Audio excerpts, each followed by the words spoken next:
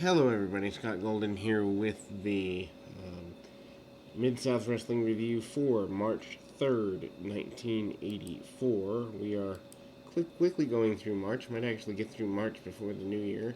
Mr. Wrestling 2 and Magnum TA exchange words. Basically, Wrestling 2 says that Magnum TA is not living up to his expectations and that he's not a complete fighter. He's basically been cheated. Magnum TA does not want to fight with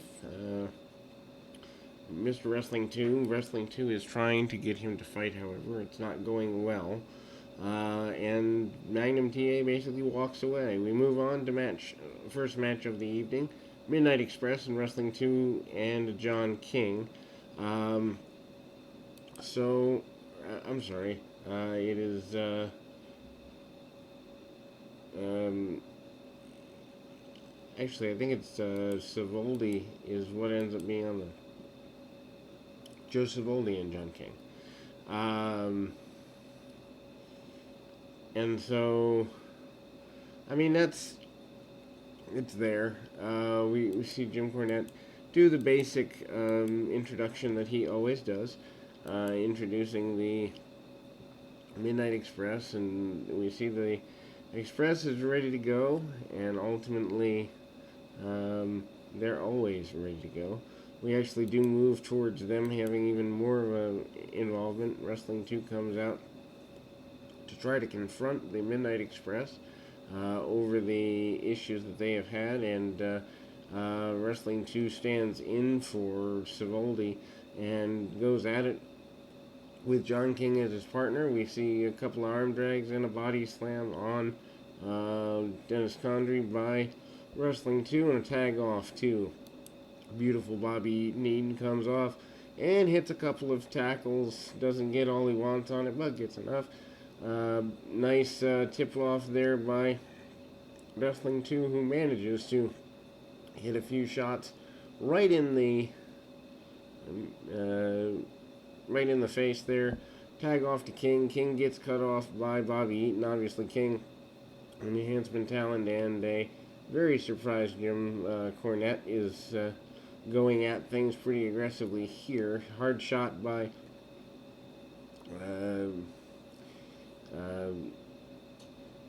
the Midnight Express. Almost they do the heart attack finish of the Hart Foundation, the elevated clothesline spot. And Bobby Eaton is picking up his opponent, second rope elbow by Eaton, and then they do the power slam from the second rope maneuver on King. King gets completely obliterated here. And then post-match, 2 comes in, continues the fight. But the tennis racket is used, I think, for the first time in Mid-South, and Wrestling 2 hit in the back of the head. He's beaten down for several minutes. And then we see Magnum TA try to come out and help his partner, but he gets sent into the steel post on the outside. And again, we see the use of the tennis racket. Wrestling 2 gets completely laid out, and others come from the back to try to be helpful. It doesn't exactly go according to plan. Crusher Khrushchev and Magnum TA up next. I believe this is part of the television championship tournament. TA gets bandaged up during the commercial break.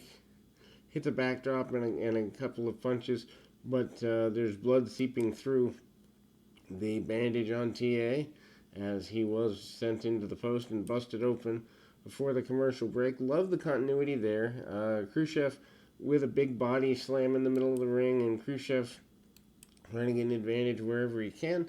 Big kick by TA, and kind of he's trying to get to a good place with everything. Doesn't exactly get where he wants to get, but a big upside down deal, and ultimately we see the backbreaker by Khrushchev, otherwise known as Darso, although Khrushchev does become his official name later in the month. And Mr. Wrestling 2 comes out with the towel, throws the towel in right as Magnum TA breaks the backbreaker of Darso and ultimately costs him his shot at the television championship tournament. Crusher Darso gets the new name Crusher Khrushchev later in this program. Um, Interview though with Mr. Wrestling 2, basically he says he saved Magnum TA from further embarrassing the team, saved him from certain injury, and ultimately believes that he did the right thing there. The fans not really booing him yet, kind of a little skeptical, but not completely booing him as of yet. Highlights of Butch Reed and Jim Neidhart. These matches have continued. I believe a coal miner's glove type match because Reed, actually a football helmet match because Reed climbs the pole, grabs the helmet, and pulls the man down. Meanwhile, Jim Neidhart takes the football helmet off, hits a few football tackles, and then Reed manages to throw powder right in the eyes of his former tag partner. Reed puts the helmet on and hits a couple of headbutts, football style, and you know, more aggression. Meanwhile, Reed certainly has a pretty decided advantage over his former tag team partner, going to the top rope, which I'm pretty sure is illegal. Referee not calling the match, though, as he hits a shoulder tackle. Maybe there's an exception. And Reed manages to get the win with the shoulder tackle and then manages to just pound his adversary with the helmet. Hits some headbutts, and Reed very dominant here and busting Neidhart open. Neidhart pretty well laid out. And there are people that come to Neidhart's aid, but he is certainly busted wide open. And Butch Reed takes down anyone in the ring with shots to the head, and basically Reed is dominant and angry. As we leave this, we go back to the arena, and Reed and Landell are a tag team once again. Jackson and Walker are their opponents. I don't know much about Jackson and Walker. I do know that Hacksaw Butch Reed and Buddy Landell are an on-again, off-again team over the next couple of years. Jason Walker and Mike Jackson. Not the Mike Jackson we're used to seeing, though. I don't think. Actually, I believe it is. The good mat wrestling by Buddy Landell. Landell off with a shoulder tackle and pretty aggressive, assertive here.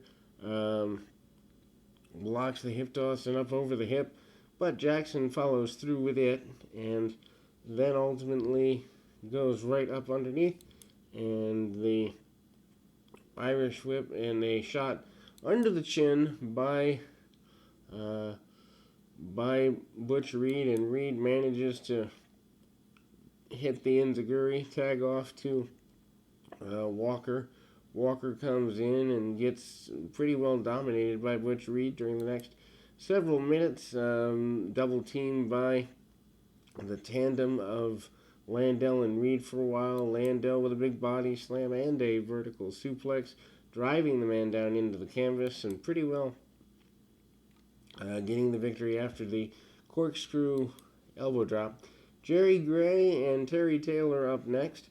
Taylor getting closer and closer to being the television champion. Don't know where that goes. I don't think the official tournament ends till sometime in April, as I am through the month of March, and we'll have that up for you this evening. But anyway, that champion not determined as of this moment anyway. And we will be right back, as my phone is telling me that I must answer it. We'll be back in 2 shakes of a lamb's tail. And I mean in all sincerity that the teams that are here and the tag team division heating up in Mid-South is almost, I guess I'd say, an inevitability. The nature of that is guaranteed here. Terry Taylor, though, back to him as a talent and his role here, he kind of is going to go through a metamorphosis and be part of the Mid-South area for the next couple of years, if I remember correctly, including but not limited to